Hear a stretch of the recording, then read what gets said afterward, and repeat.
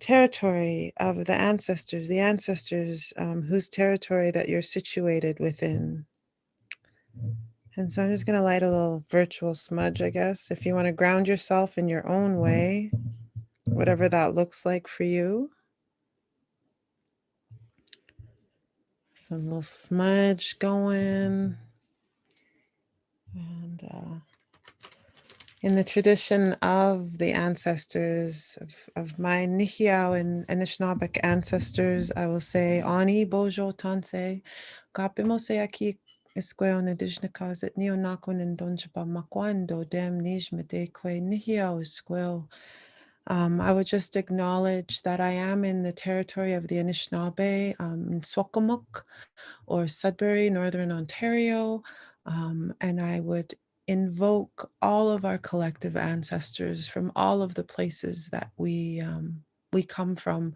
Those of us who are in this panel and those of us who are taking part, it's kind of like that for me. I see it as calling our ancestors in relation to the future, for the future generations. That's who we're here for. As an auntie and as a kukum, I recognize those future ones, the little ones that are here. We got to see Tasha's little one earlier, so she's just a strong reminder for me that the work we do, the conversations that we have, they matter, and this one in particular. And so I ask all of our collective ancestors to come into this good space, to create this space, to make it safe for us so we can have those honest and true authentic conversations that we need to have, and that we take care of one another. And that's what I call in that spirit of caring, that spirit of kindness, that spirit of courage and strength, and infinite wisdom that our ancestors, all of our collective ancestors, represent. Nahau Chimigwech, Kananaskumten Nawau. I just acknowledge everyone who's coming into this space to share. Chimigwech, and I'll hand it over to my co-host, who is Janelle Dundas. I will hand it over to her to introduce herself as well. Hi, everyone. My name is Janelle Dundas. Like Professor Beeds had mentioned, I'm a third-year law student at Windsor Law. I'm very excited to participate in this panel, and this is going to be a great conversation. I think it's good at this time to introduce our guests. So I will call out the names of our guests and give them an opportunity to give some context on their background knowledge and what they bring to this conversation. Erica, if you will. Tanse, Erica Violet Lina Tigasan, Mislaskotamanik, Nito Sen.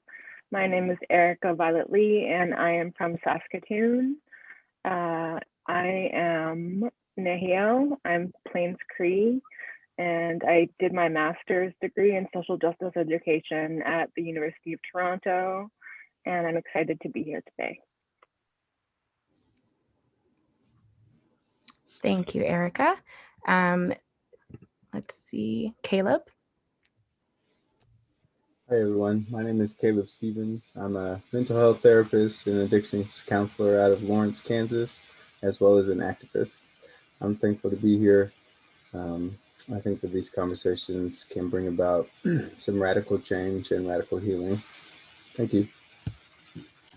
Thank you, Caleb. Brian, go ahead. Hi, my name is Brian. I'm a 1L law student at the University of Windsor. From Toronto, my family's from Nova Scotia, and my mother's family are from Parry Sound. We're Métis on that side, and we're also Black Canadian on the other side. Just give you this little quick background. So prior to law school, I was at the University of Toronto. I did political science, African studies. After that, I worked at a charity for a couple of years that was mentoring Indigenous youth. Then I worked for Aboriginal Legal Services, where I worked in the courthouses, just with Indigenous youth. And yeah, that's it. Thank you. Thank you, Ryan. Alex, go ahead. Thanks. Really happy to be here. My name is Alex Kimball Williams. I use she, her, or they, them pronouns. I'm Aleut Alaskan Native and Black. I went to Haskell Indian Nations University, which in the United States, there's 2 intertribal universities. I went to one of them. And then I just got my graduate degree in Indigenous Studies. Thank you. Tasha, go ahead. Watching and Totemek Wapi Omameascoin and Degasun Wapi Masquando Dam. My name is Tasha Spillett and I'm joining you from Winnipeg, Treaty 1 territory. I'm a PhD candidate at the University of Saskatchewan, but I live with my family here in Winnipeg. I'm also an author, and the most important thing, I'm a new mom to a little girl named Isabella, who I had just at the start of the pandemic. So that's a whole other panel, but I'm so happy to be here. Thank you. David, go ahead. Hi, everyone. My name is David Bidwanaquit. I'm from Waquamakong unceded territory on Manitoulin Island. I'm a graduate of Wayne State University in Detroit. I've got degrees in political science and sociology, and I'm currently a 2L at the University of Windsor in Detroit Mercy. I'm also an activist in Detroit. And so that's it. Thank you. Thanks, David. And Asia? Hi, everyone. My name is Asia C. I'm from Peterborough, Ontario. My family is originally from Sault Ste. Marie, Ontario, which is Treaty 6 territory. And my dad is from West Africa. He's from this country called Mauritania. It's just above Senegal. So that's a bit of my background. I study at the University of British Columbia, Okanagan, here in Kelowna, which is Silex territory. And I study human kinetics, and I'm really grateful to be here with all my other panelists. I'm the youngest one here, so I'm not going to bring the same things to the table as all the other panelists, but I'm still really grateful to be here. Thank you so much. So thank you to all of our panelists. And I think it's important at this time to give some context about the incidents that brought us to this conversation today. So Windsor, University of Windsor, we've been dealing with a few racism issues on campus. And this is not anything new. This has been going on for a very long time. Both, racism against Black faculty, staff, and students, as well as Indigenous faculty, staff, and students. And there's also some issues between Black and Indigenous faculty, staff, and students.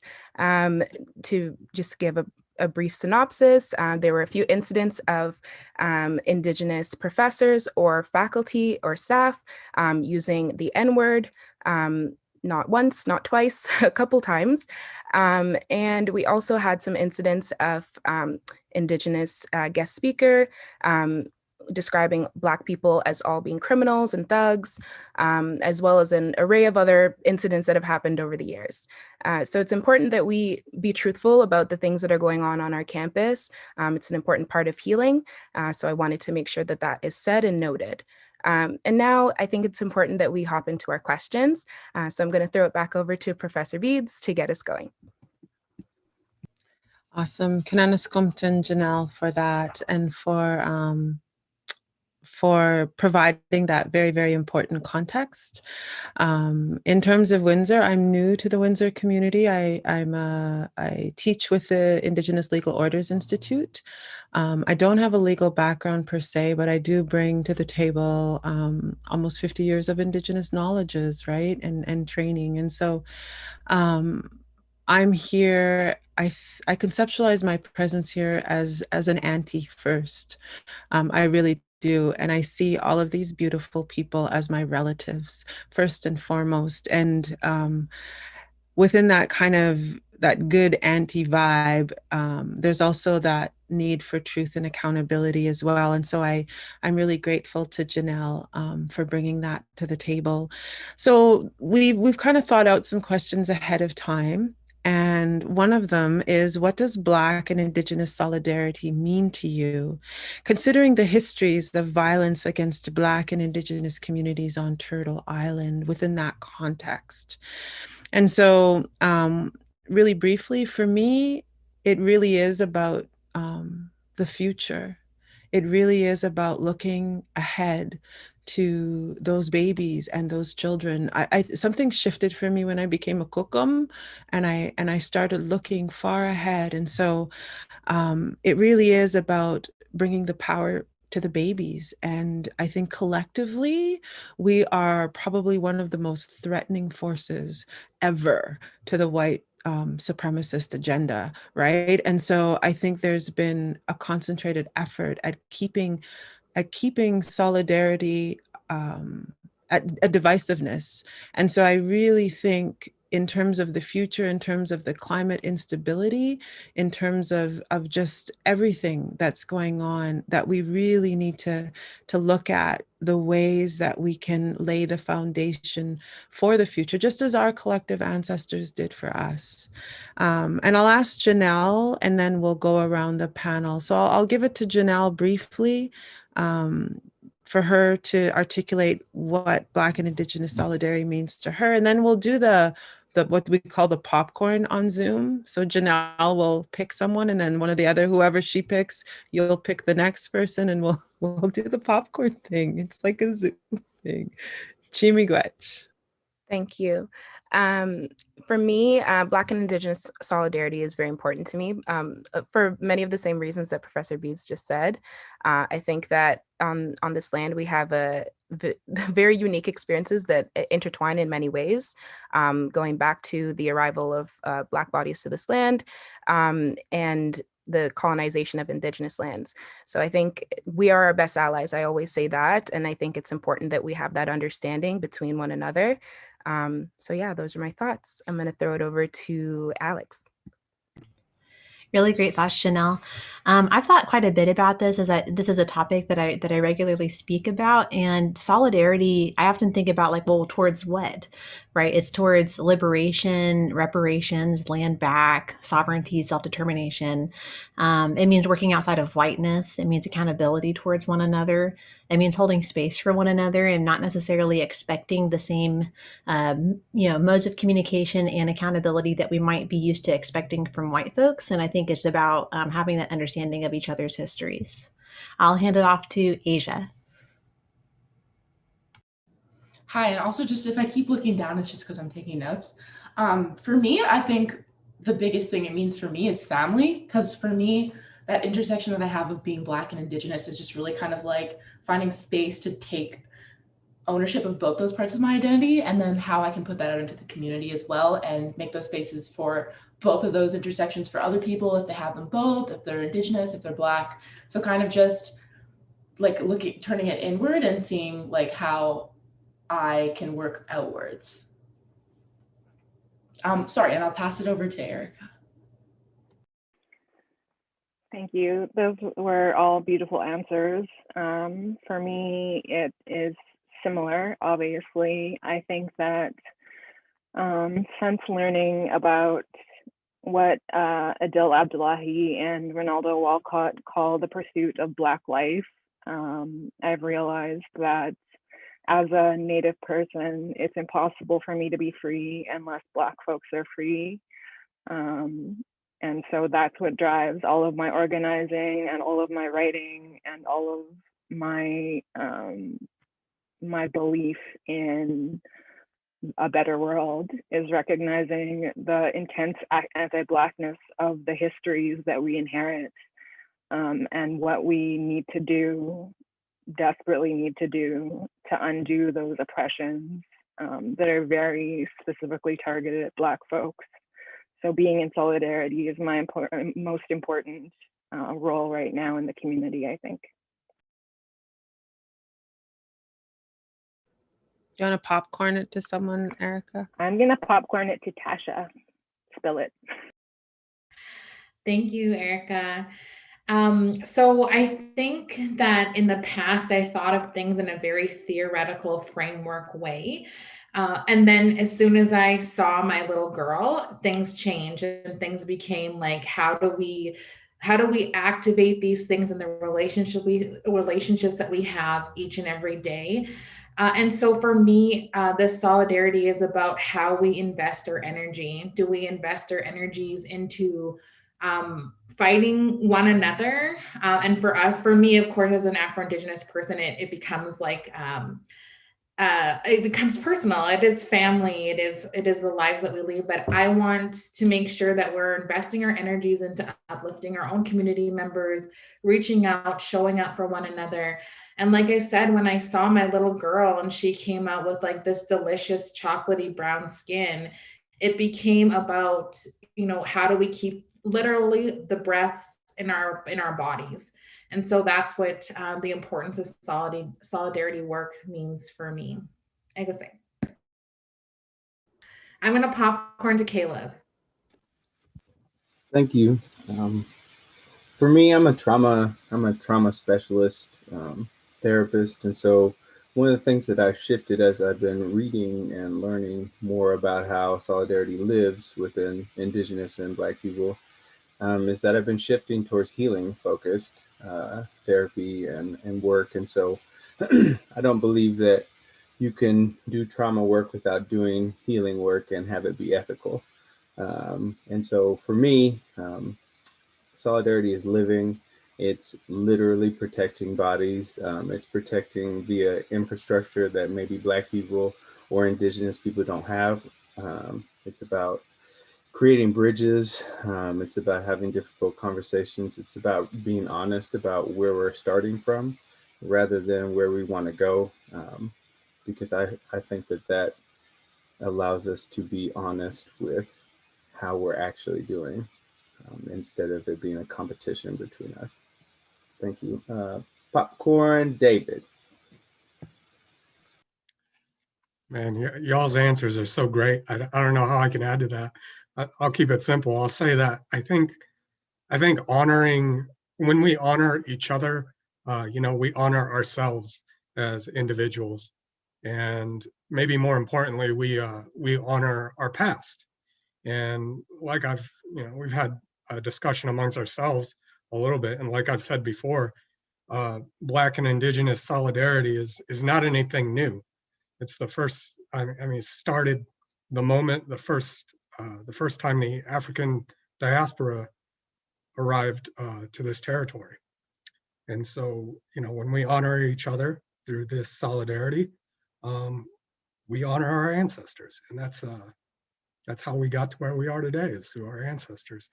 So with that being said, I believe Brian is the only one that hasn't gone. Thanks. Yeah, I'll try and follow up with that.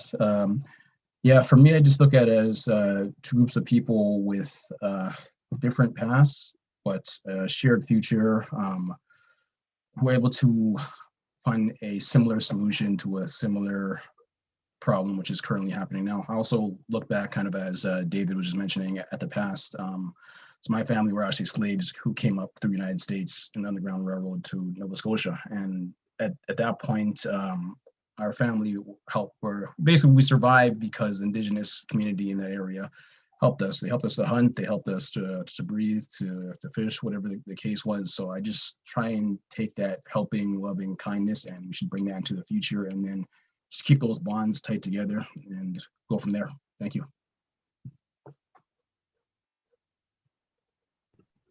Thank you so much, guys. I think those were great responses. Our next question, which we touched on a little bit, but if you have anything else to add, what do you think are the barriers that currently exist between barriers for communication between Black and Indigenous solidarity?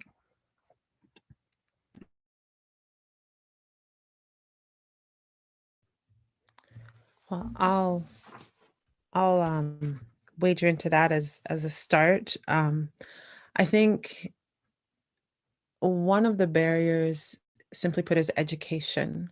I think a lot of, in the history of teaching, I find that a lot of Black students know very little about Indigenous nations, and vice versa as well, right? Because when we look at the institution of the institutions that we exist inside, those educational institutions, they are not built by us for us, right? They're built in that other structure. And so I think one of the one of the barriers to that solidarity, oh my goodness, solidarity is the fact that we have this mass attempt to ensure those stereotypes, respectively, about Indigenous peoples and about Black people, that those stereotypes stay present and right. And so for me, I educate at every chance that I get. And so,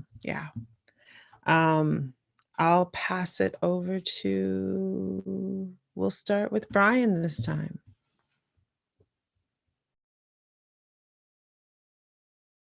Oh, you might be on mute, Brian. Yeah, got it.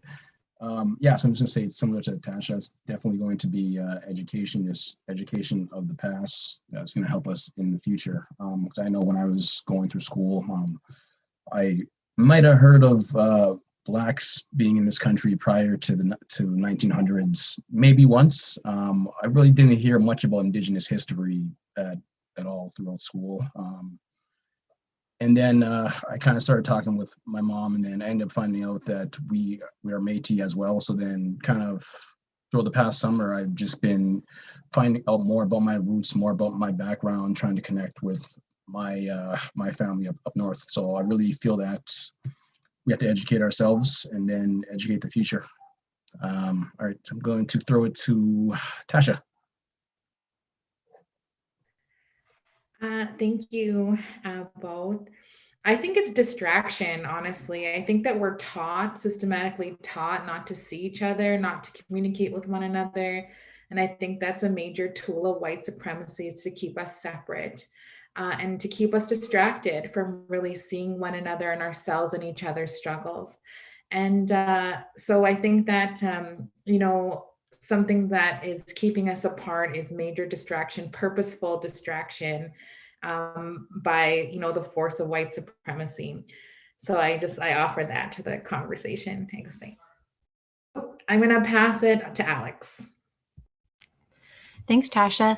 I'll try to keep it pretty brief because I have a lot to say on the subject, but I think one of the things that's really a barrier is that we need basic and full acknowledgement of Black Indigenous people. That's one of the primary issues to address.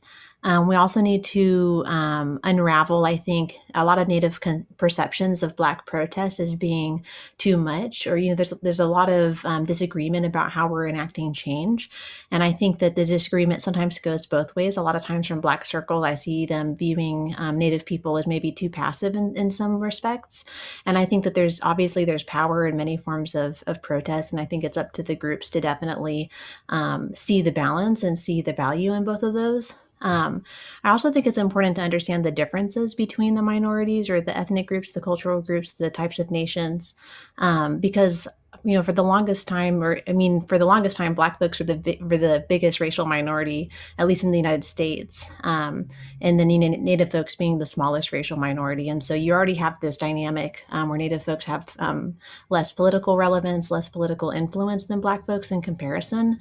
And I've seen that be a barrier to solidarity because it's as if the groups don't have the same things to bring to the table.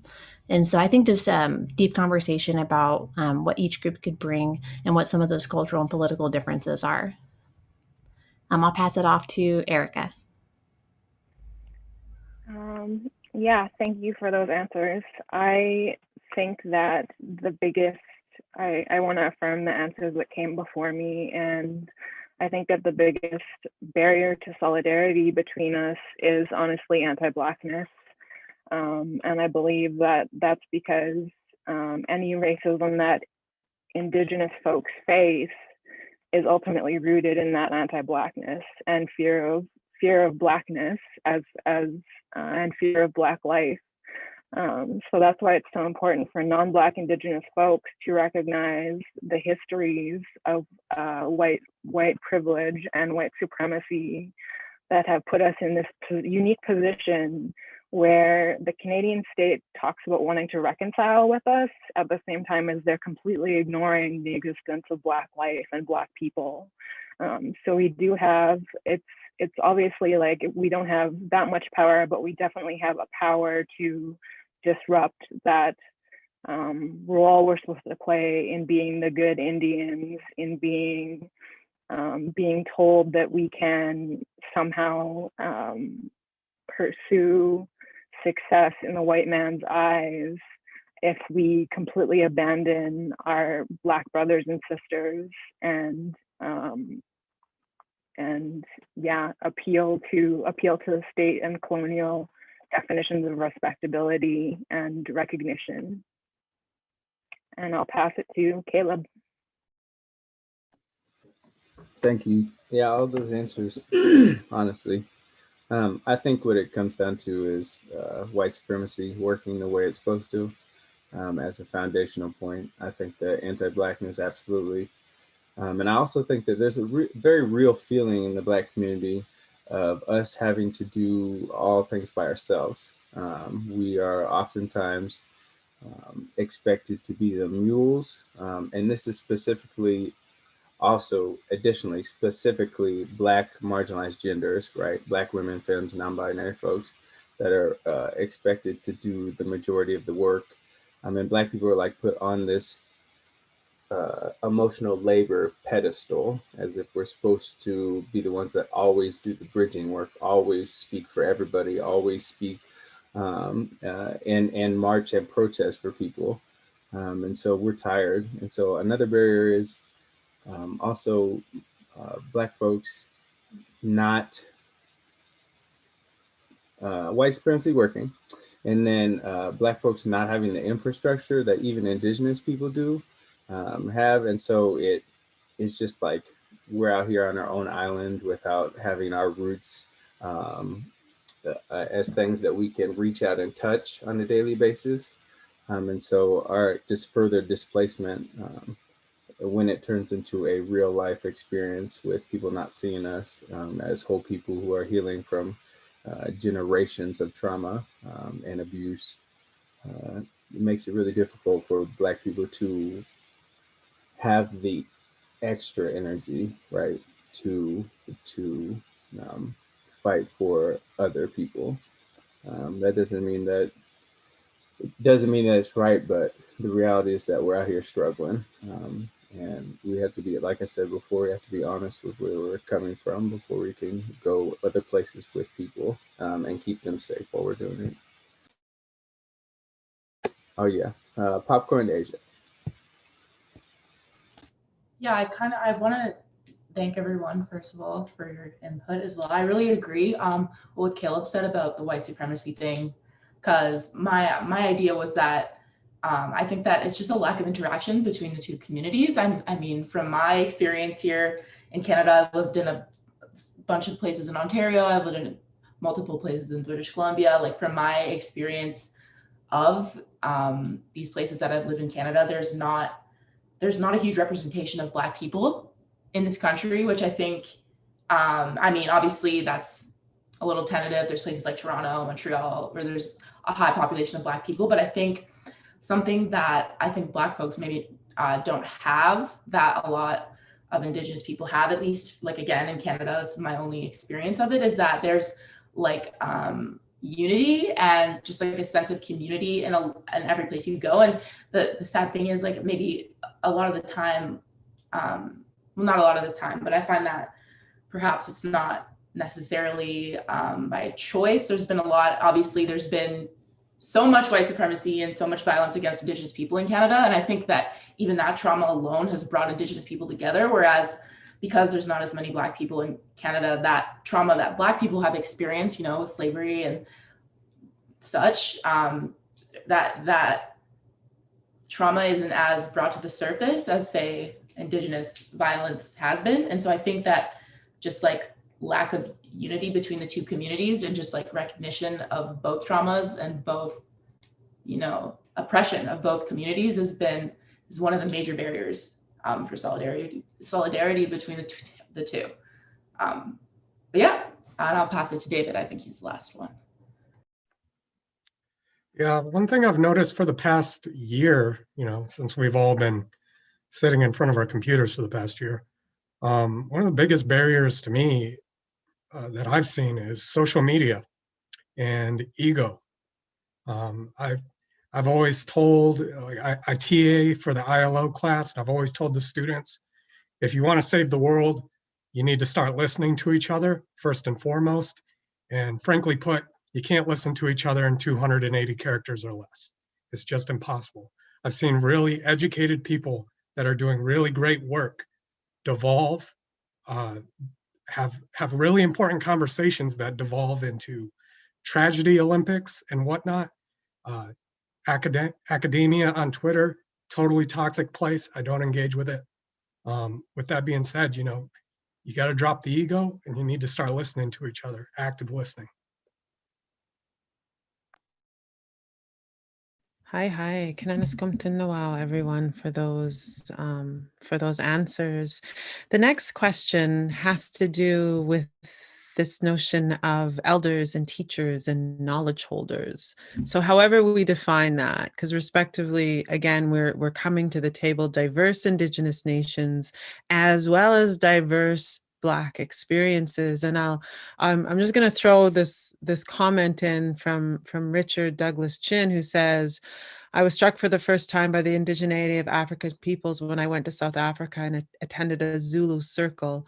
Why is it that the indigeneity of our Black ancestors is forgotten? Can we speak to that? Because, you know, as Black people, we don't descend from slaves. We experienced slavery, but we don't descend from slaves.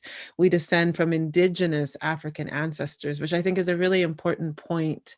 You know, my own, in terms of elders, knowledge holders, and teachers, in relation to this, I think about those ancestors and those ancestresses, right? And in my Black history as a Bajan woman, as my dad was born in Barbados, you know, my grandmothers were indigenous to the Caribbean.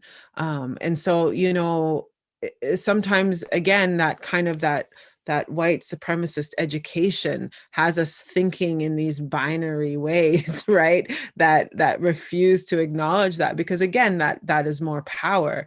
We learn about how to tap into those ancestors. And I think that's, for me, is the role of elders, teachers, and knowledge holders. I think that there is a space for both those Black, Indigenous, knowledge holders as well as Indigenous knowledge holders to come together. We have something to offer.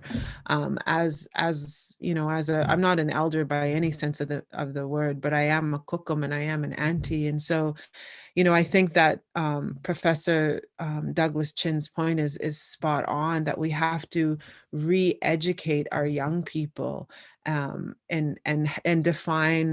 define ourselves. So there is a role for us. And some of that, I think, also entails educating ourselves. There's a weird gap from like 40 and up, right? That's why I call my peoples in, because I'm like, I'm the oldest one here. And so I look to the younger generation, because my education was even far lacking growing up as a child in the 70s, right? And so for me, it's also about those elders, teachers, and knowledge holders actually proactively seeking out the education, because education doesn't end when you become an elder or a knowledge, like it's a constant process. So we have to keep up with our younger generation so we're not perpetuating harm. And I'll pass it to Alex. Thanks. You know, being Alaskan Native, but growing up in the Midwest, I didn't get a chance to spend a lot of time with my personal elders as I would have liked. A lot of them thought that Kansas was way too hot for them and went back after they went to Haskell, the boarding school, and then the college here. That's how I'm here. There was a boarding school, and then it turned into a junior college, and from there, a 4-year university. And so I've actually gotten to learn quite a bit from my Black elders and from American Indian elders that are from the Midwest tribes that are here locally to me. And I would say that their main role that I've noticed and that I take note of is that they take care of the youth. They teach us through stories what their experiences are. And I think that that's really important because their experiences are the history. And those are the stepping stones that led to the world that we live and walk in right now. And I find when I listen to their stories, I understand my world a lot better. And I understand from their mistakes or from their triumphs, what worked for them, what might work for me.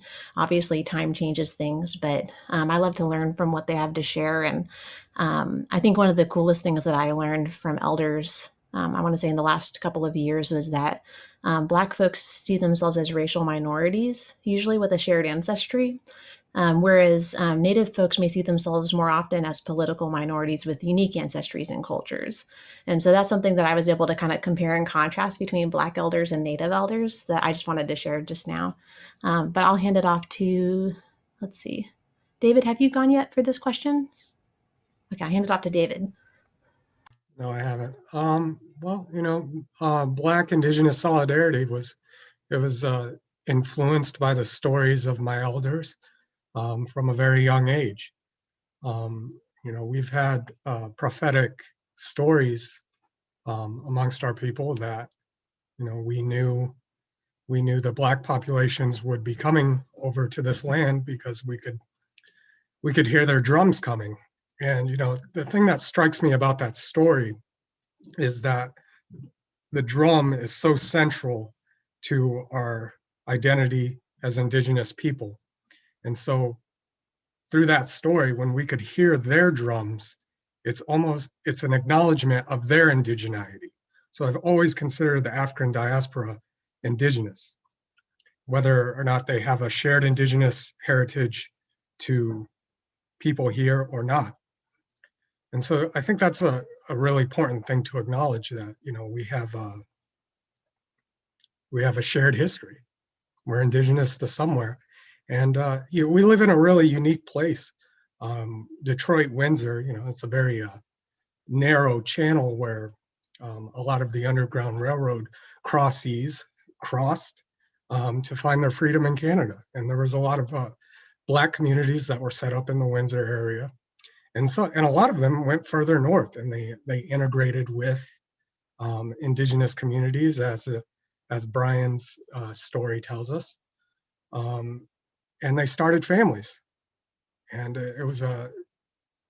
it just goes to show that this Black Indigenous solidarity, our liberation has always been intertwined. Now, whether or not those prophetic stories are meant to be taken literally, the Anishinaabeg people have always existed, even today, as a nation. We're a nation of people, and we weren't politically naive. And this is evident by all the negotiations that we had between Canada and the United States. We were operating as a nation, and so we knew what was happening politically in the past. And so I'm pretty sure it was my ancestors thought it was their duty to assist those who needed assisting. And that's exactly what we did. And I'll pass that off to Brian. Yeah, so just something I just want to say that I do love just about the Indigenous culture in general, just the organization and the cohesiveness.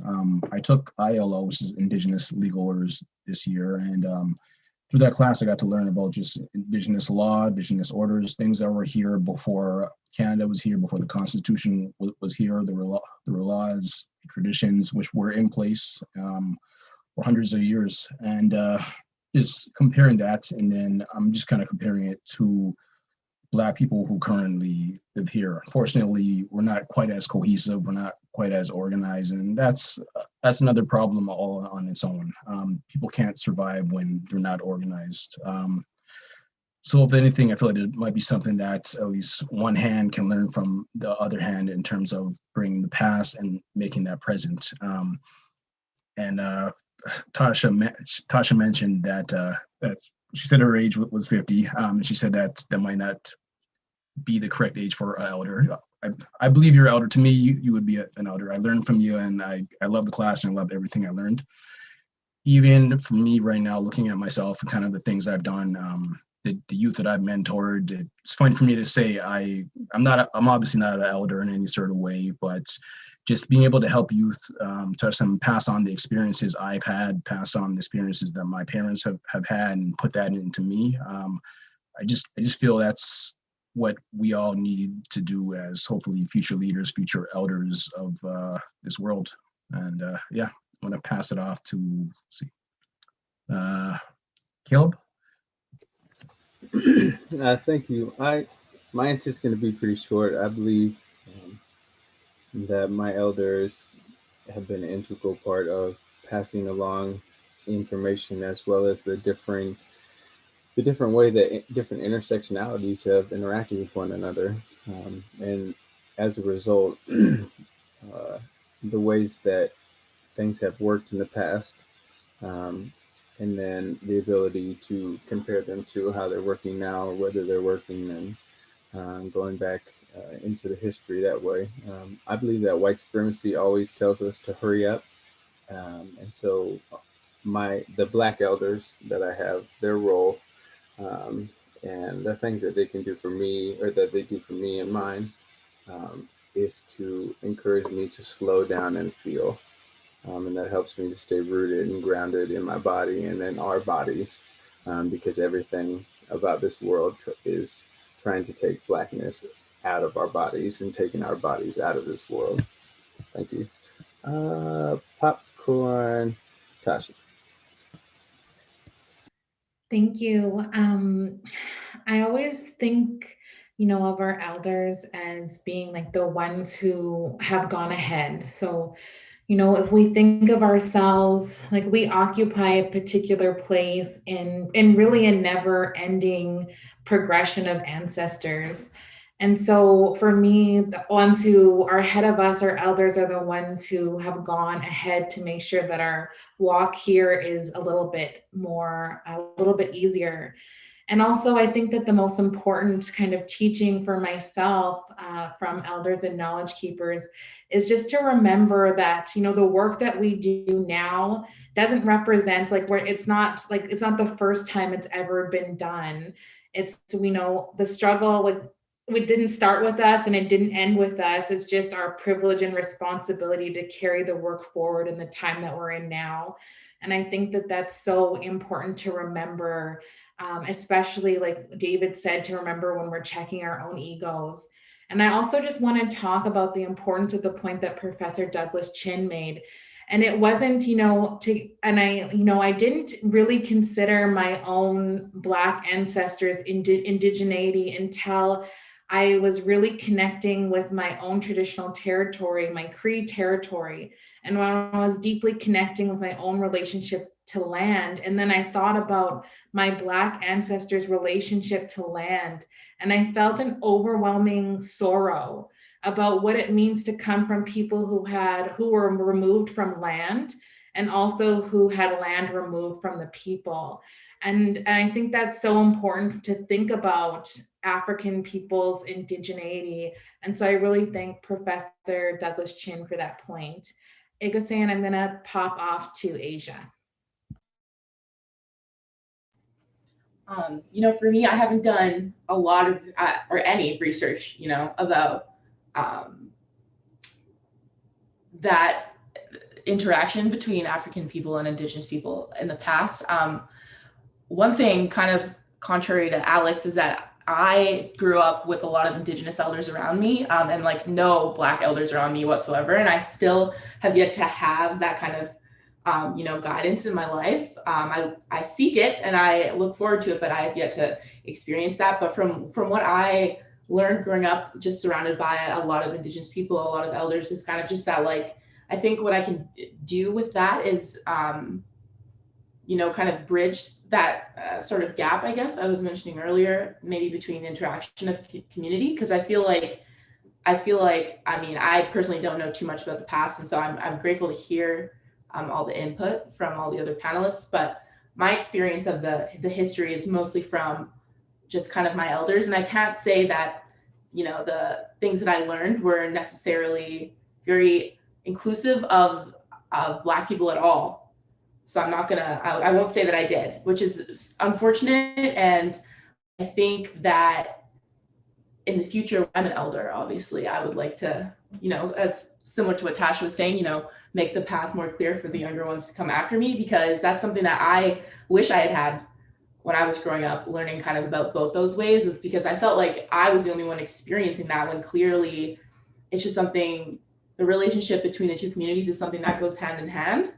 But on another note from that, my dad he came straight from his country in Africa. And so I'm grateful that I've kind of been exposed to his Indigenous roots. He doesn't talk about it too much, and I don't know too much, but I'm glad that I haven't kind of forgotten that, you know, Black people don't come from oppression.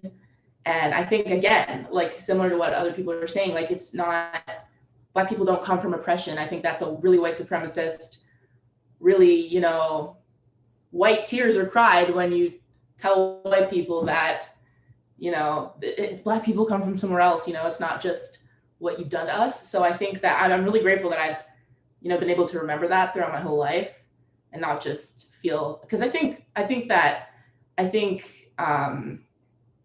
idea in the back of your mind that you're nothing more than what was done to you is really harmful. And I think, again, that's how white supremacy thrives. And so I think it's just important to remember that as well. And so I'll pass it to Caleb. Have you spoken yet on this? I have, yes. Oh, okay. Is there anyone who hasn't spoken yet? I think Alex needs to go next. Okay. Yeah. I'm going to clarify. Yeah, so my bad. I had a list of the panel questions ahead of time, and I think I gave the wrong answer to the wrong question a second ago. So I'm not trying to be disrespectful to the original question at all. Yeah, I think that there's so much richness in the original cultures, and also the way that those cultures have changed throughout time, and that we see expressed in the diaspora, various cultures across the Americas. So there's things like red drink. There's different spiritual practices. There's things that Black folks still do that are reminiscent of those original Indigenous practices, but we don't observe them exactly the same way, or we may not even understand that those are Indigenous influences. Some of the names that we have for folks here, definitely AAVE was influenced by a lot of Indigenous cultures that we came over with. That would be my only thing to add to what everybody else has already said. That was really wonderful, is that we have it here, and I think that we just don't acknowledge it. Hi. And Erica, did you want to answer the roles of elders, teachers, and knowledge holders in sharing the message of Black solidarity? So first, I totally agree with what everyone else has said about, I think, the importance of Black indigeneity and how often it's totally erased in Canada. I especially don't want to romanticize the idea of relations between Black and Indigenous people for this panel, specifically the way that I grew up. There were so many anti-Black teachings, upon reflection, things like the medicine wheel, things like just some of the stories, the way that even having dark skin is portrayed. And so specifically in that context, I think it's important to recognize that history. And in Canada, that there were a lot of people who came up, a lot of Black folks that came up and actually left because of the racism in Canada was so bad against Black folks as well. And from a practical standpoint, being on this panel and not being someone who went to Windsor, who has been part of the Windsor community explicitly, I wanted to make sure I knew what I was talking about in terms of Windsor. And I researched this open letter by Josh Lamers, who is a Black student who talks about his experiences dealing with the admin and dealing with racism, anti-Blackness at the school. And so I think it's a very practical and legitimate something for people to be aware of, and just the nature of how anti-Blackness is often couched in traditional teachings, and that it shouldn't be, and we shouldn't let that get away just because it's a traditional teaching, just because it comes from an elder. And finally, I want to echo what Asia said, and Tasha, that our elders and our babies remind us of the importance of joy and love, with that we're not just our trauma, and that I think that being an elder is not dependent on age, especially given the impacts that colonization has had on all of our communities. Our knowledge keepers are people of all ages, and I've learned so much from younger people as well. Thank you so much. I think that was everyone, right? Thank you everyone for your contributions. I wanted to add something quickly before we move on. What I've learned since coming to Canada, because for me, I immigrated to Canada from Jamaica when I was 9. And what I've learned about Indigenous communities is the importance of land, right? The land is the kind of beginning and end of all the culture and law and knowledge. And just speaking to Professor Douglas Chin's point, that disconnection from the land for Black people, for people who were brought here as slaves, you know, that disrupts that knowledge that we are able to, and that connection we are able to have to our ancestral knowledge, to our you know, our ancestral laws. And that's something that's really important to acknowledge, that the process of colonization may look different for Black and Indigenous communities, but that's an important distinction to make, that's kind of, I think, one of the root issues. And I think Brian spoke to kind of the lack of connectivity between Black communities. Sometimes we don't have those same connections because we've been, our traditions have been disrupted through that process. So I just wanted to add that to the conversation, and the importance of like passing that knowledge on as we are future ancestors, passing that knowledge on, that, you know, that's what kind of unites us in many ways between Black and Indigenous communities, is that shared history of colonization, even though it looks very different between the two experiences. So moving on to the next question, what can we as Black, Indigenous, and Black and Indigenous people do to contribute to safe spaces for our communities and our allies? I will ask Professor Beeds to speak first. Okay, so just to acknowledge Tasha Spillett, she's got that little one at home, and little ones take primacy over panels and all kinds of stuff. So she's left us a bit early because her little one needs her, and we are completely understanding and hold that space for her as a new mama. And so, and that really is, right? We have such a profound impact, all of us, on the generations that are underneath us or below us.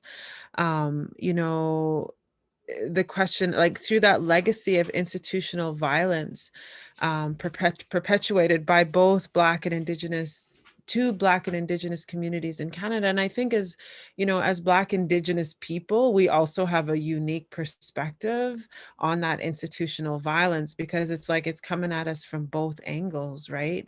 And so for me, when I think about this question and I think about that violence, and I will answer Professor Douglas Chin's note, right? He spoke about how his ancestral great-great-grandfather made sure his children passed down the name of our African Indigenous people, the Yoruba. And he talks about speaking to oral histories and keeping ourselves alive. I can honestly say it was both Black and Indigenous scholars, respectively, that kept me alive in academia. Academia near killed me when I was an undergraduate student. Like, it's a brutal system.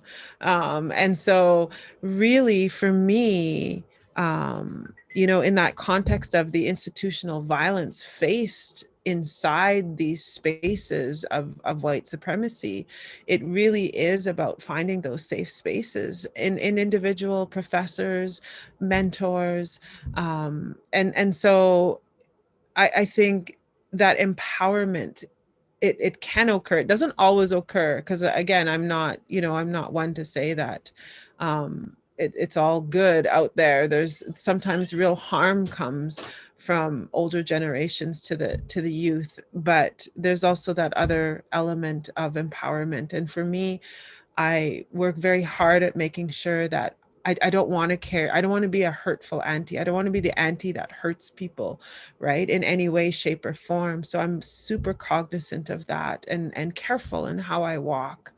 And with that, I'll hand it over to Asia.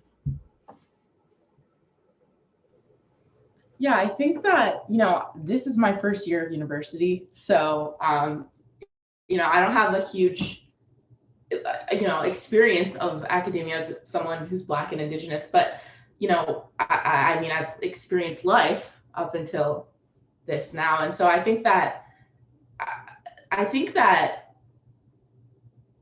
sorry, I just need a sec to collect my thoughts. I think that it's just, I think, you know, again, both of those communities for me are really important parts of my identity. And I think that feeling like there's a place for me, and kind of similar to what, I forget who said it at the beginning, but kind of just realizing that we exist, that Black and Indigenous people exist is like the first step. I think that, you know, reinforcing that outwardly into community and into university, into academia is like the first place to start.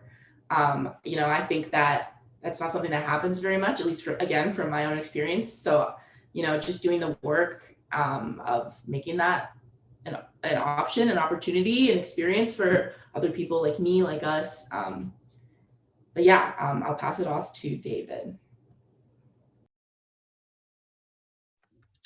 Yeah, I just wanted to echo what Professor Beeds said about undergrad almost killing me or killing you. I mean, it almost killed me. It was just from an Indigenous perspective, it was a really bad experience. There was only a handful of Indigenous students in my undergrad institution, Wayne State, probably less than 12 overall, and I knew all of them. And we only had one Indigenous professor while I was there. And so, you know, that's the whole reason why I chose the University of Windsor, because I saw the initiatives that the school was pushing forward. And, you know, I'm a big advocate for creating welcoming spaces. But sometimes I think we, you know, we do it wrong, not the University of Windsor, but academia in general, or we just kind of miss the mark a little bit. For example, when I was in my undergrad at Wayne State, they had just built a brand new student center for everybody. And they made a student prayer room.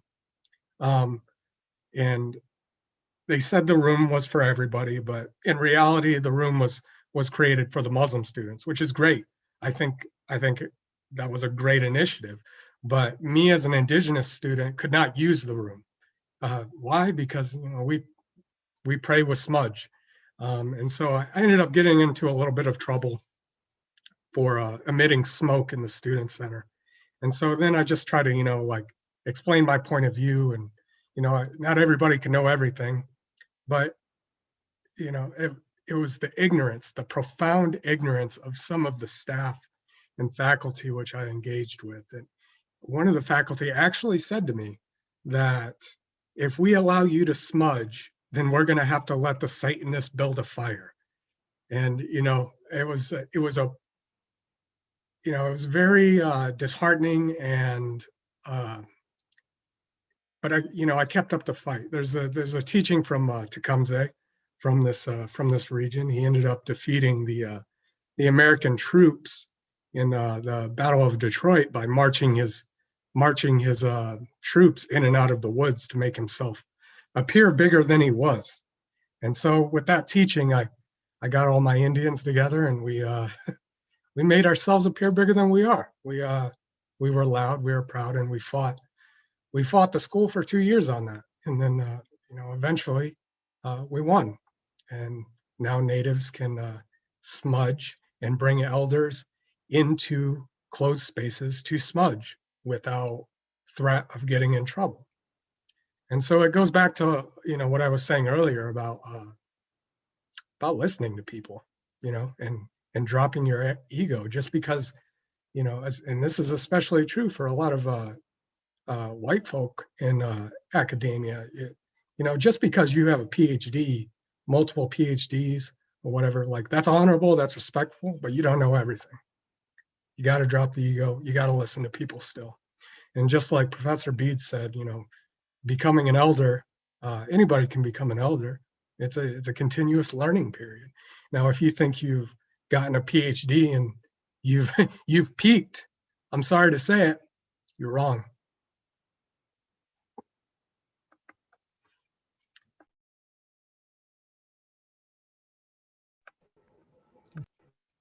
And I'll pass it over to Alex. Sorry. Thanks, David.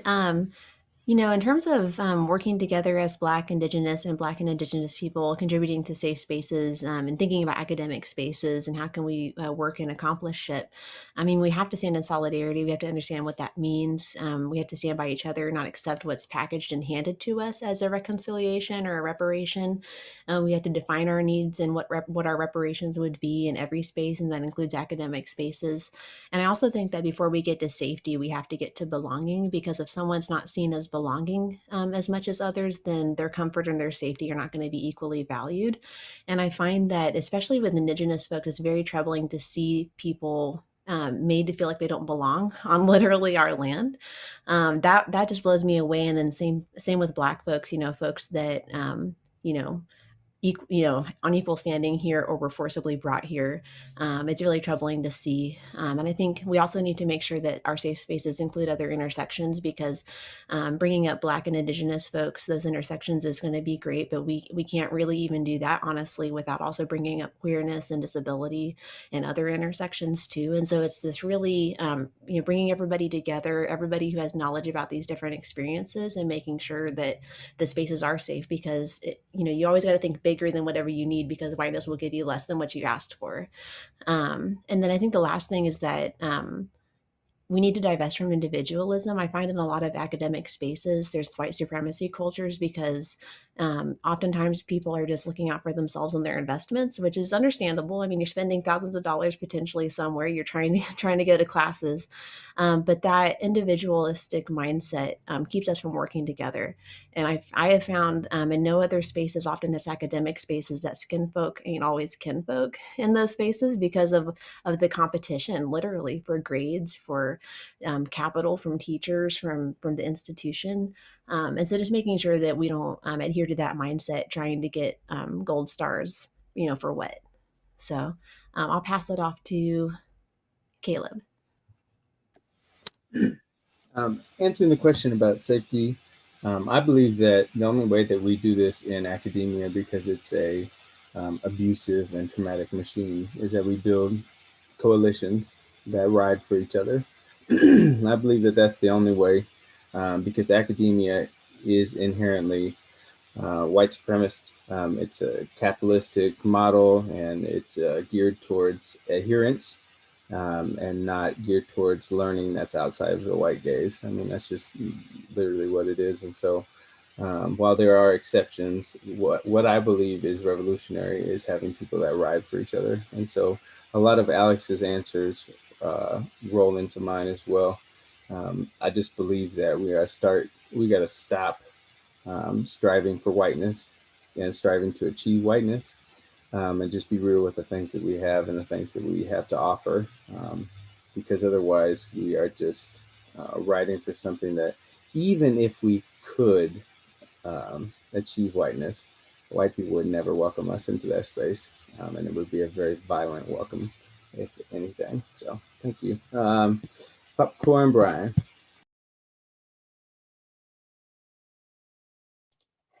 Yes, I just wanted to give just maybe a little bit of context for anyone who doesn't really know what the whole safety issue is about. Just throughout the past year at Windsor, there's been different sort of racial things going on, different chat rooms in terms of kind of white supremacy, putting down Blacks, putting down Indigenous, and really this is what we're here to talk about. And I really think that Black Indigenous students, Black Indigenous people in general, we should be working together to solve these issues, obviously.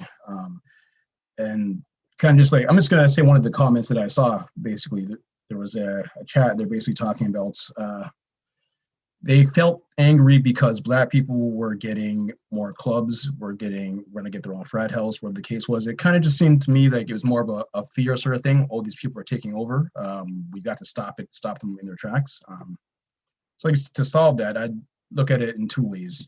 You got to educate the educators so that they understand the issues and the problems which are currently happening. A lot of times we have professors, staff members, even judges and lawyers who are helping people which they know absolutely nothing about. And even when it comes to professors, just starting at the top, it moves down. So if you don't know anything that you're talking about, you might say a racial thing and not know it's an issue. And then when your students might take that up and think it's okay to say these things out in public, which it completely isn't. I'm just gonna kind of give an example of like when I was working.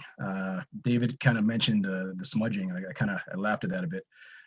When I was working for Indigenous Legal Services, I was Indigenous court worker. So I would basically meet with Indigenous accused. I would walk them through the process of kind of just being in court. I don't want to say holding their hand, but I was there for them one way or another. So when the courts would start, I would actually smudge the entire courtroom. So I'd walk around to just everyone in the courtroom, kind of just asking, you want to smudge? And there, on a few occasions, there were judges who were kind of just angry at the fact that I was in there doing this. They actually walked completely out of the courtroom. So it's disgusting. It's sad. It's like they don't really understand what the cultural value of it was. So definitely, I think judges need to have, I want to say yearly, but it should be really monthly cultural training. Maybe not just on the Indigenous side, on Black culture as well. Just I believe there should be a regulation and just more cultural training in general. So starting from the top and moving down. Yeah, so Erica, have you spoke yet? Thank you for those answers again. Just to affirm, I think something important that Tasha Spillett said earlier is that being in a white supremacist system, and I know, like, I'm sure that I don't know who's in this chat or who the attendees are, but I think it's really important to like note that that's what we live in, is we live in a white supremacist system. And if that makes you cringe, think about why, and think about what your investment is in that. And what white supremacy does is it assures that people who are white and many people who aren't white benefit from not getting it. So no matter how much like diversity training or like in the context of police abolition, I see this a lot, like folks saying, oh, we need to hire more Indigenous officers and everything will be solved. And like the reality, or we need to hire more or even like Indigenous professors, which is like a whole other issue, and things will be solved. And the reality is not as simple as that. These systems are white supremacist. The folks who, to address one of the Q&A questions, the folks who get into these systems in the first place, and I say this as someone who has a master's from U of T, I'm pretty sure they have like Indigenous human remains in their library or something. But those of us who have made it in the education system, it's also for a reason. Like it's because of privilege, and it's our responsibility to recognize that the systems are not, the structures are not made for everyone to succeed. Like watching half of my Indigenous students drop out year after year, like there's a 50% retention rate at the University of Saskatchewan for Indigenous students. And there's no statistics on Black in retention rates, because of course not. So yeah, just recognizing that white supremacy ensures that people benefit from not getting it. And there's this great book by Fred Moten and Stefano Harney called The Undercommons, and it's available for free online. And I'll type it in the chat. And they talk about how the university ultimately cannot be made into a safe space for us. And then recognizing that we actually liberate ourselves and create the opportunity to create our own spaces that are beyond the university. It doesn't mean you stop going to school or stop fighting for the right of Indigenous or Black students to go to school. It just means recognizing the limitations of that system. So I'll pass it on to, I can't remember who hasn't gone. Asia, have you gone? Okay, who hasn't gone yet? Anyone? I'm just like so struck by the conversations. You're like, yeah, I just again acknowledge the everyone's time and energy. We've got a few questions to go through, and they're kind of connecting to one another. We've spoken a little bit about this next one, but what can we as Black, Indigenous, and Black and Indigenous people do to contribute to the creation of those safe spaces, kind of leading off of what Erica was just sharing, right? When we know these spaces are not designed for us in any way, shape, or form. And so I'll hand it over to Janelle first, my co-host, to answer that, and then she'll popcorn to someone. Sorry, you cut out as you were asking the question. Oh, so sorry. Yeah. So it's about the safe spaces. Like, how can we contribute to safe spaces as Black, Indigenous, and Black and Indigenous people? Like, how can we contribute to those safe spaces for our community, whether that's inside or outside of the institution? And sometimes in thinking about that question, also consider the harms that may be perpetrated not only by the institution itself, but also by students, faculty, staff, and the general public who may suffer from that internalization of that white supremacist narrative. I think that's a key element of that question too, right? That, it's not just, it's also that internalization of those narratives and those attitudes. And I think those can be almost is equally harmful, if not even more so. So does that answer? Yeah, I think for me, it's important that when we're talking about Black and Indigenous solidarity in institutional spaces, recognizing that it's our responsibility to learn and understand the experiences of the other. So for me, as a Black woman and as a immigrant to this country, I know I have obligations to the Indigenous people of this land to know and understand the history and contribute to the work of supporting Indigenous decolonization movements. And I think that obligation is twofold. I also think that Indigenous communities, we owe each other the same obligations to understand one another so that we can genuinely support each other and actually contribute to the upliftment of one another. But I think this question we covered a little bit ago. So I'm just going to hop into the next one. So how are Black students, staff, and faculty supposed to feel about professors and staff members stereotyping Black people and using anti-Black language in their place of work and study? I'm going to ask Caleb to speak first. Ooh.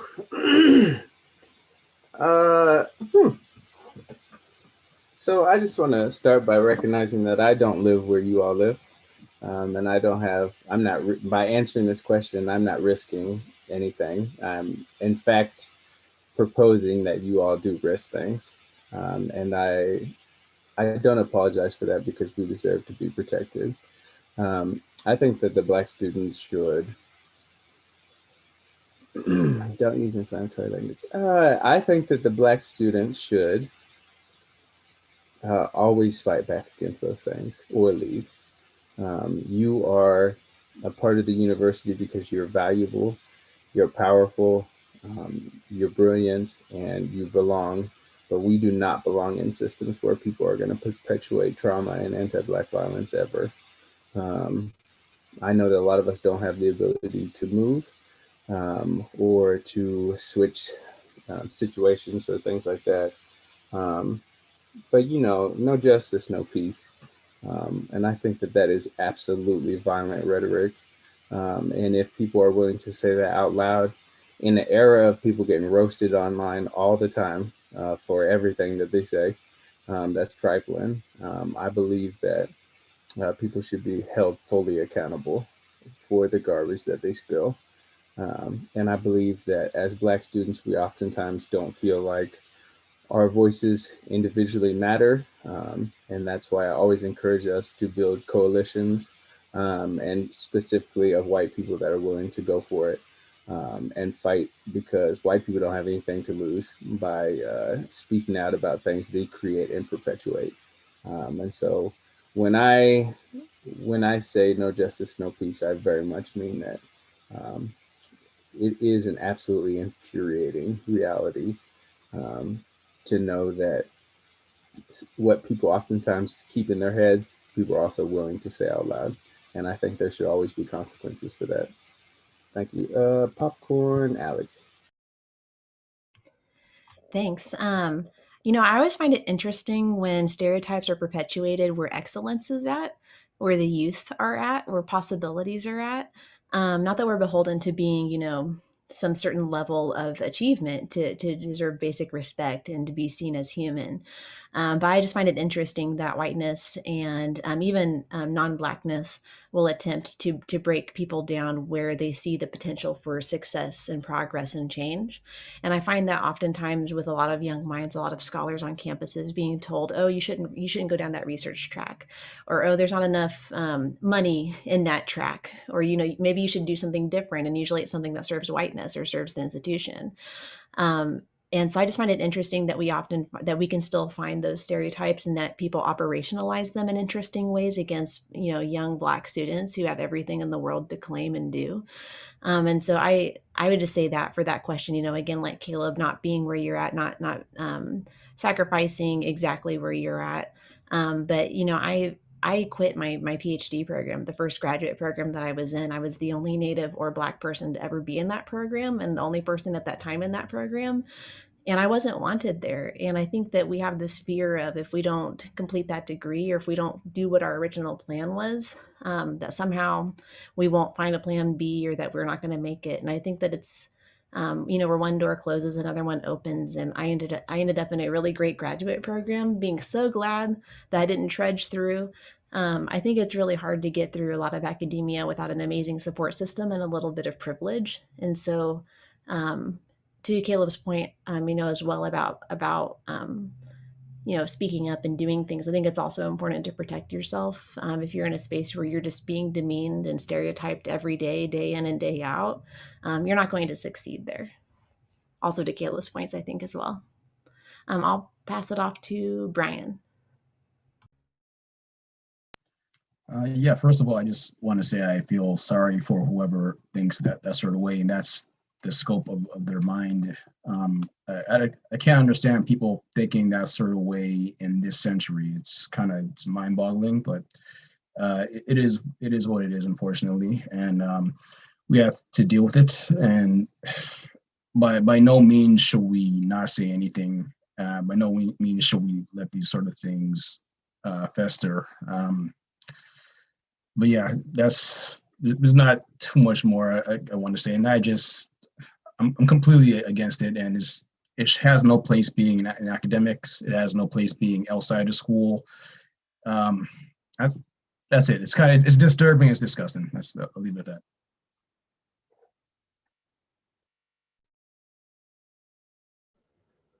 You want a popcorn or Brian? Pass it on, popcorn to Asia. Yeah, I think kind of touching on how Black people are supposed to feel. I think we're supposed to feel exactly that, as like criminal or lazy, or and kind of again touching on what Alex said, like if we're not lazy, kind of flipping that around and overachieving and feeling not adequate if you're not overachieving. I know, at least from my experience, like for my experience, for me at least, like not only as a Black person and as an Indigenous person and all these other things that I am, do I have to work twice as hard to reach the bare minimum and then 2 times more hard just to excel than my white peers. And I think that is something that it is really easy to internalize and think that if you're not working that hard all the time, then you're not doing enough. And fortunately, that's really true. And again, touching on what Caleb said at the start of our conversation, like, just like, I'm tired, and I think that a lot of people are tired, and it's just like, I think as much as we need to keep, keep moving forward, keep fighting, keep showing up and not, succumbing to those stereotypes. Like, we're not the reason that we have those stereotypes in the first place. So even if Black people are criminals, Black people are lazy, like, you're not succumbing to anything. You shouldn't have to fight you shouldn't have to fight against those things, because it's okay for, other groups of people to be those things without any stereotypes. And so I think that not internalizing those and not thinking less of yourself and not thinking less of your community and the people around you, and realizing that like it's not always, you don't always have to fight to be something or to not be something, and that you don't always have to work 2 times as hard, because it's really tiring. Personally, for me, I'm tired already, and it's my first year. And like, I am exhausted, and I I find that just by the end of the day, like just dealing with not even seeing myself in the community, I think that is just that alone is already something that, you know, is tiring. And then dealing with those stereotypes on top, and even just the only things I've internalized, which is something that I have to work through. And I know that I mean, some of my peers who have maybe the same or similar life experiences, I think it's a really common thing to just like turn those things inwardly and then have to fight against them, when really like it's not my baggage, you know what I mean? So I think that as much as it's important, that's how it's supposed to make us feel, but as much as it's important to fight against it, like you don't have to do anything because it's not my problem, you know? Anyhow, I will pass it to Erica. That's fire. I don't know how to follow that up. That's like, you just said everything. Yeah, I completely agree. I think that respectability in the Black context and recognition in the Indigenous context, or the non-Black Indigenous context, are such traps. And they're traps that separate us and make us care more about our individual lives than the lives of our communities, that make us want to define success in a way that is so white and so colonial that we are like not physically or spiritually ever able to reach it. And that doesn't mean that somehow we're less than. It means that there's an entire history and centuries of academic work that has said that we're inferior people. And so to be in that system, just to be able to exist and keep going, let alone to do the work and do the writing and do the dreaming that our ancestors would have wanted for us, is everything that matters.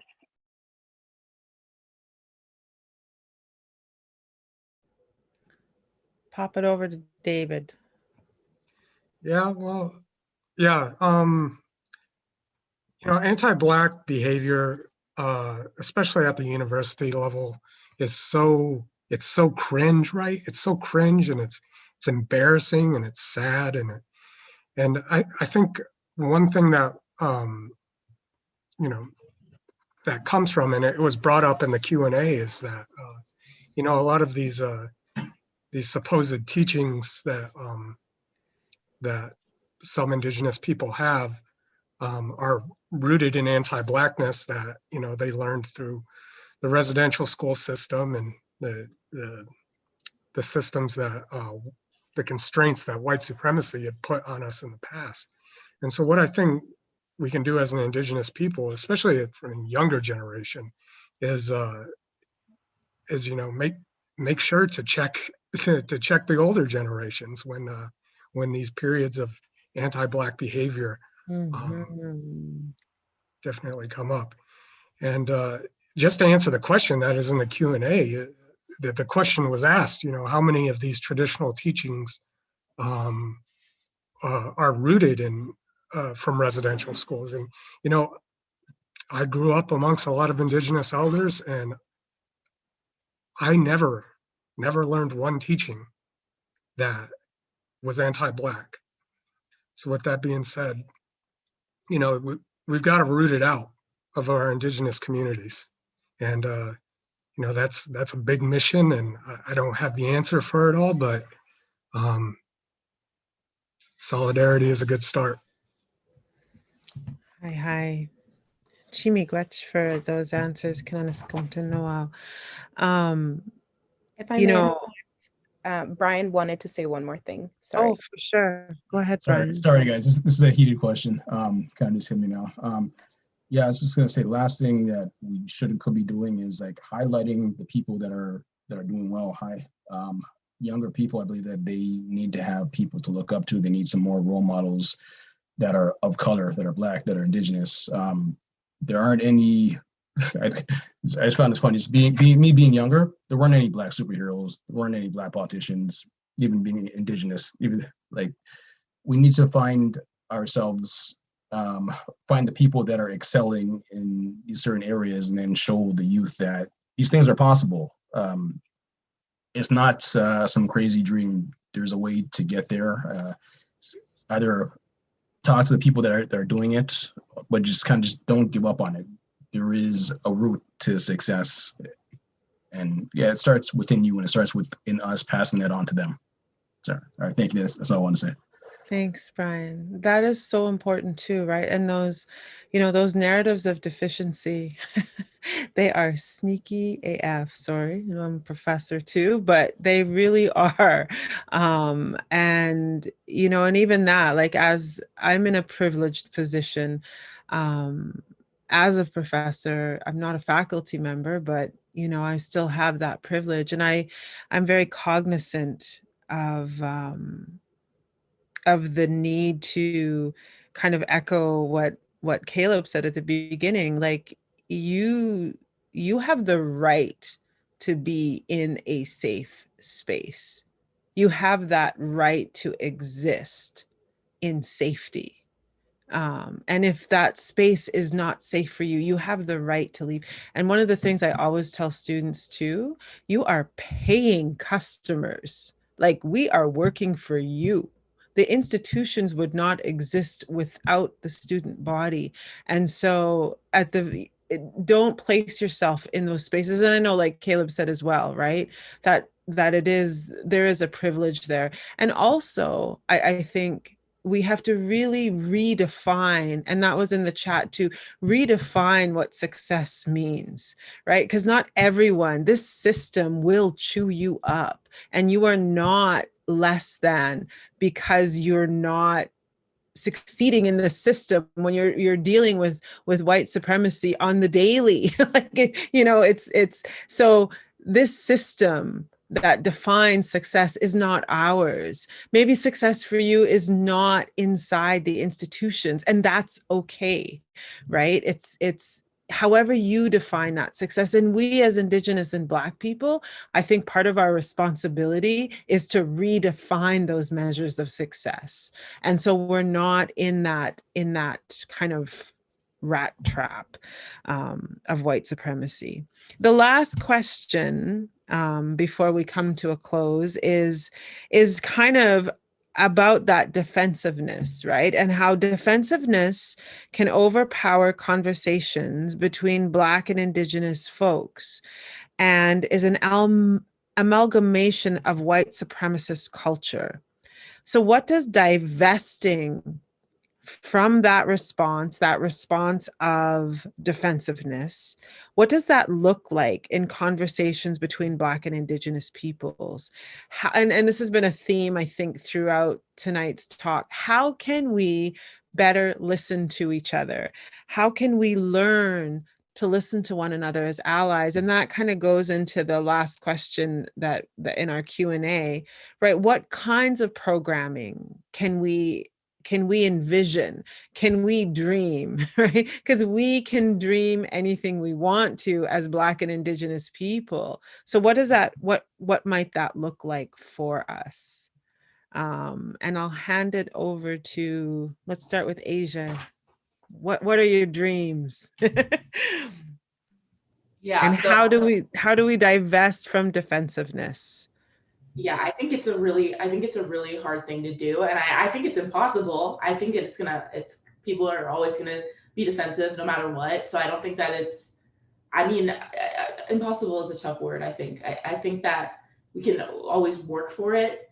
And again, I keep coming back to this point, but I think that just, finding a place for those two communities being, Black community, Indigenous community collide is really like a starting point. I think it's really, how do you explicitly bring Black and Indigenous people together? I don't know. I'm a living existence of it. I know that, Alex is, other people are as well. And so I think that's a great place to start. So, people like or people with this intersection as well, I think are a great starting point for kind of the unity of the two communities. And I think that listening really is the only way to, it's the only place to start, because I think you can't be defensive if you're listening, if you're not speaking. So I think that just opening up those, first bringing the communities together, and then listening, and just doing a lot of listening, and maybe trying to understand. I think a lot of compassion needs to be had on both ends.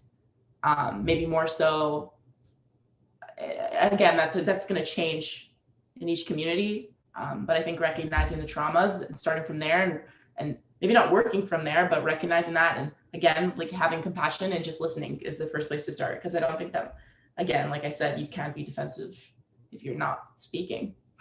So that's what I'll say for that point, and I'll pass it off to Brian. Yeah, I echo everything that you just said. Without a doubt, listening and connecting. Like what we're doing right now this is amazing. I've never heard of anything like this, or these panels on this sort of topic that are really including Black and Indigenous issues all into one. So I think that these conversations need to be had more often, more frequently, and just people understanding that we have a lot of, while there are differences, there are many commonalities. And as long as we listen to each other and we understand each other's side of the argument, there's a path moving forward.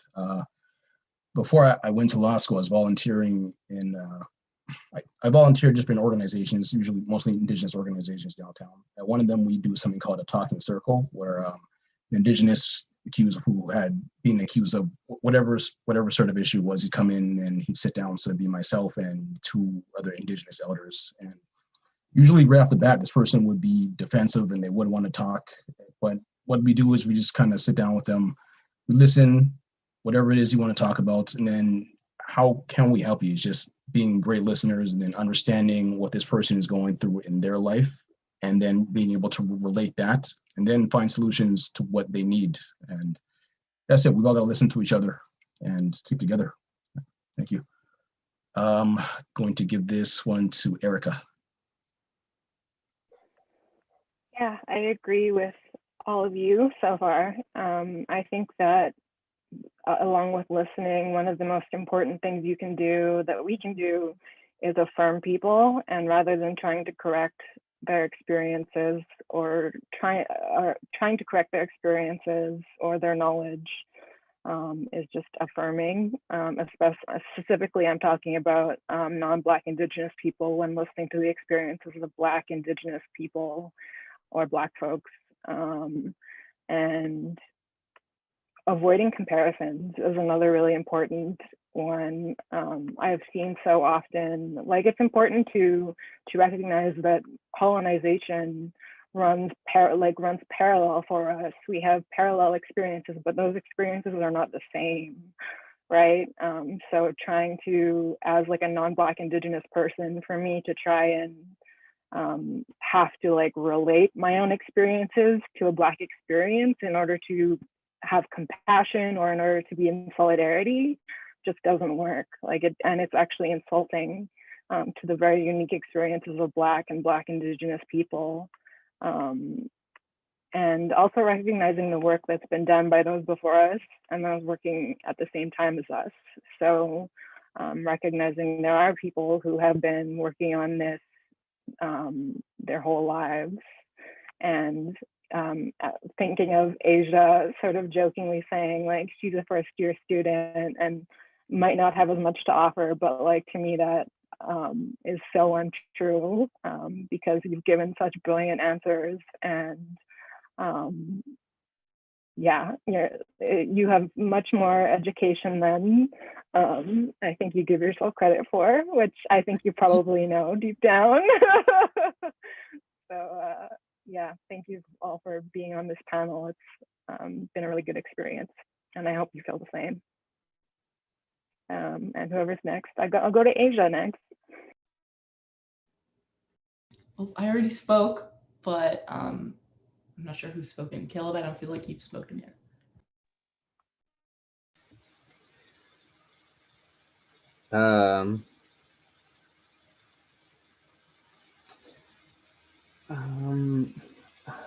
I think this is difficult for me because I think that the reason we're here is because there's been super anti-Black behaviors and rhetoric that's been shared. And I also oftentimes peep like demographics and stuff like that and intersections. And so I know that when talking about anti-Blackness, it is really easy for other realities to compare amongst one another. The oppression Olympics, things like that. Um, but it costs you zero, like it costs you nothing um, to affirm and validate the realities that people are surviving through. Because we have to look at the survivors as survivors and not as people that are just experiencing, um, I don't know, like their ice cream falling on the ground when they're outside. These realities are murderous. Um, they are um, they are emergent and they are nuanced, and they're also valid as statements rather than things to be debated in these fake academic circles, right? If I say that something you did is anti-Black, it's anti-Black. That's just what it is, and I don't have to fight for uh, my livelihood just because you don't have the information or understanding to acknowledge that. You have nothing to lose by acknowledging and affirming these things unless you are invested in the problem. And I think that people need to sit with the fire that goes with that reality, and then make moves accordingly. And also pay people. If you want people to educate you, pay them, because don't nobody got time nor the energy to be giving out free emotional labor to people that are just going to argue whether your reality is even valid. Sound like white supremacy to me, and I'm not here for that. Popcorn Alex. Really awesome answers. This question makes me wonder about, for people that have never or they've rarely been safe, how do we go about creating safety in conversations, for ourselves or for other people? And how do we approach one another when we've never been approached in a welcoming way? I'm definitely a logical spirit. And so I approach this often from like a really logical dissection way of thinking about things. But I like to take each of the points that I believe will be points of defensiveness and just walk it back from there. And I think that there are distinct things on in Native circles and in Black circles. There's definitely the anti-Blackness. I've heard that mentioned. There's also the history of slavery in some tribes. A lot of Indigenous folks misguidedly believe that Black folks are part of their oppression in some ways, and vice versa. There's also appropriation of nativeness by Black folks and putting down of Native religions, unless it's commercialized. Um, Also mimicking the exclusion of Native people in our space. And so I think that there's very distinct points of defensiveness that, deserve validity, deserve mentioning, and they also deserve walking back. I think that there's oftentimes we jump to the conclusions that white folks would have us think would be the answers to things.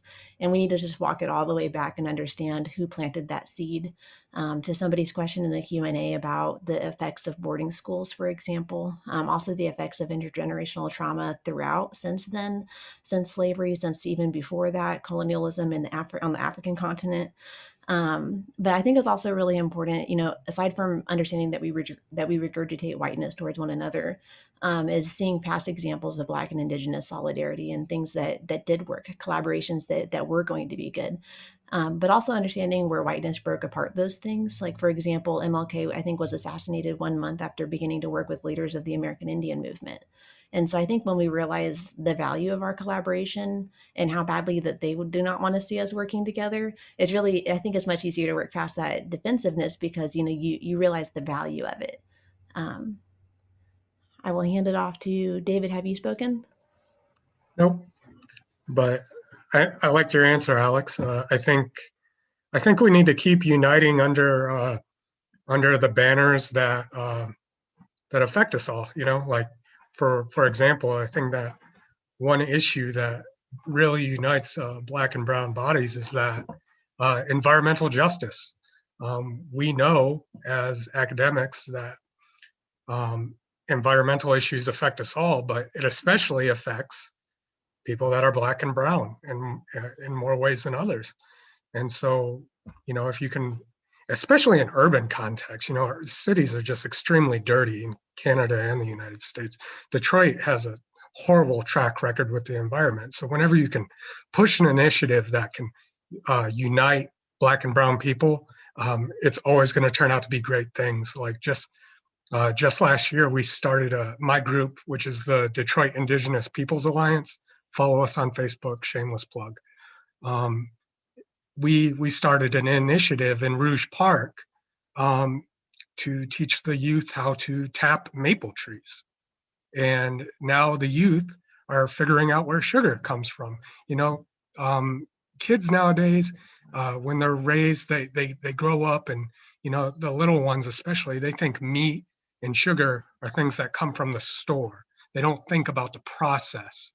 And so when we can teach the youth about the process, how to process an animal, how to get sugar, how to do it sustainably, then that breaks down those barriers at an early age, and it pays dividends in the long run.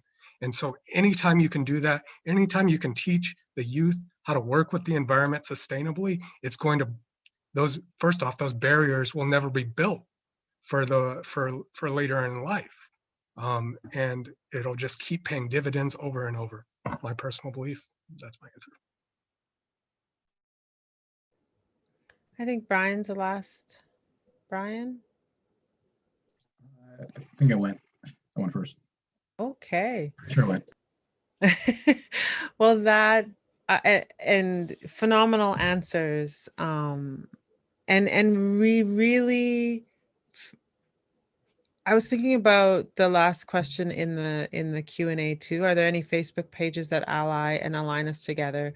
We need to organize National Days of Solidarity, action steps defined. I think that work has been done in the past, and I think people are picking up that work. And I think this panel is an example of that. I also think we should just create our own institutions. I think is we could have Black and Indigenous universities where we would celebrate Indigenous and Black intellectual legacies, ancestral knowledges, and oral histories. We can create our own spaces. And I think that is something that can be done in the next couple of generations. You know, and I know it's about capitalism and it's about white supremacy, but I think we're at a point when, and in our, as Alex points out, our common fights, right? Those common fights are costing our people, respective people's lives. And again, as Black Indigenous people, those of us who share that ancestry, we're in a particular point of kind of seeing in both ways, but that doesn't exclude us from requiring that education either. So acknowledgement to that. I think I'm so excited. Like we could just do this. We could just do this. I'm so grateful to each and every one of you for taking the time and the energy and you know, being willing to share, because this space does make us vulnerable, right? I mean, here we're not even in the same room. Like Zoom empowers us, but it also makes us vulnerable too. And so I really acknowledge that vulnerability and that willingness to show up for the Windsor students. But for me, this was beyond Windsor too, right? Because we have students who are experiencing very similar trauma across Turtle Island. And so I'm just so grateful to all of you, and to Janelle and to Brian for the students for having this initiative and this desire to have these conversations, and for just giving of yourselves too in this way. I'm really honored and grateful to each and every one of you for coming into this space. I'm all emotional. So I'll hand it over to Janelle for that, and then I'll just close the circle after she has her expresses her words as co-host. Thank you. Thank you. I wanted to say thank you to everyone, all of the panelists. Thank you for thank you to Professor Beeds for her help. Lots of work that you've put into helping organize, and I really appreciate it. And I want to say, you know, if there's anything that someone should take away from this conversation, it's important for Black and Indigenous communities to see the humanity in one another. As corny as that sounds, it's really real. It's like you have to see the humanity in the other person and the other person's experiences, and educate yourself, you know, educate yourself and be cognizant of the humanity in the other person, see the parallels, not the same, but parallels between Black and Indigenous experiences. And that might help you to be more empathetic to the other side. But yeah, I'm really grateful for everyone. So I will throw it back over to you, Professor Beeds, to close us out. All right. Chimigwech Kanamiskum to Noao, to all of you again, and to all of our guests for joining us during this time, for sharing your time and energy as well through this kind of new medium that we're at. And I just acknowledge all those ancestors, both from our Black ancestors and our Indigenous ancestors, and all those who are in this space, the other ancestors that are bearing witness to us coming together to have these conversations. And I acknowledge them in all their beauty and their complexity and their diversity. And I acknowledge the lands and the waters that we exist upon as Indigenous nations and as visitors to these territories, as guests to our respective territories that we're situated upon. I acknowledge that the diaspora, right, those ones that have entered into relationships with Indigenous lands and territories in a good way. And I say, to all of you for creating this space. And I hope it's the first of many, many times, and we can all have our own institution. And we'll just, we'll all meet again in 10 years time, and we'll be in our own university. That's my dream. Dream big, put that intention out there. Because we have that power and we have that intellectual legacies that we can respectively tap into as Black and Indigenous people. So yeah, Chimigwech. That will bring our evening to a close. And once again, on behalf of the University of Windsor and on behalf of just all of us at the University of Windsor, those of us students, faculty, who have experienced trauma and who have experienced that pain, I say miigwech kananaskam tinoao to each and every one of you again. And I hope we do this again and again and again and again. There is, yes, I think so. I do. Okay. All right.